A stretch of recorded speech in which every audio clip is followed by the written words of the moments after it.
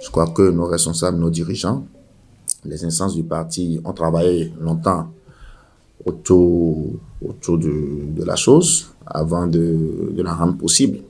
Donc pour nous, en tant que militants, vous savez, ce n'est pas les dirigeants le problème, c'est la base, c'est le travail que nous faisons, c'est les victoires, c'est les organisations.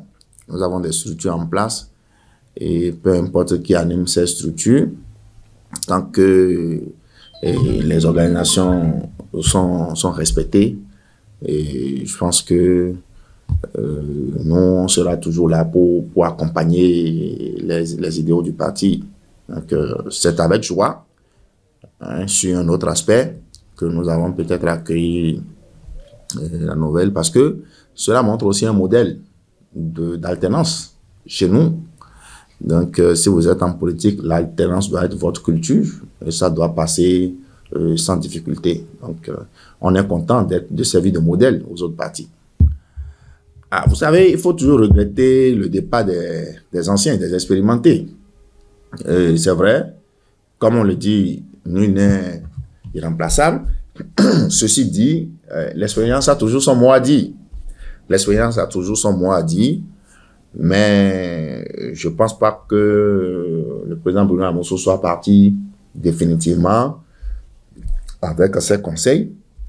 Je suis sûr que l'actuelle équipe dirigeante va régulièrement se référer à ses anciens pour avoir de la matière, pour mieux conduire notre parti. Donc, oui, regret, parce que nous avons un expérimenté qui a décidé de passer le témoin. On aurait souhaité peut-être profiter encore de son expérience, de son âge, de son savoir-faire.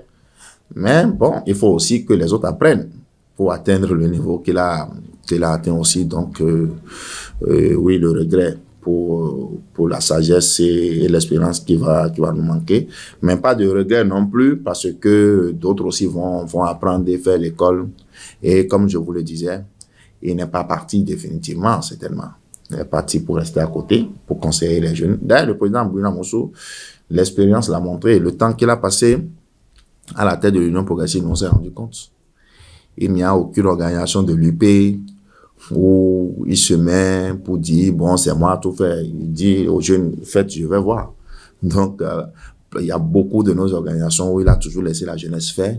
Certainement, c'était pour préparer la relève. Donc, il n'y a pas de souci à ce niveau. Qu'attendez-vous de la nouvelle équipe?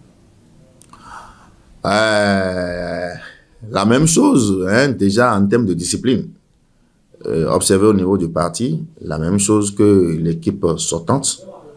Bon, maintenant, peut-être un peu plus d'innovation et surtout peut-être la réussite dans la restructuration de notre parti et de nos structures de base et tout. Et une meilleure organisation d'abord pour la victoire, une victoire éclatante pour les échéances à venir, parce que ça dépend aussi de l'organisation depuis le sommet.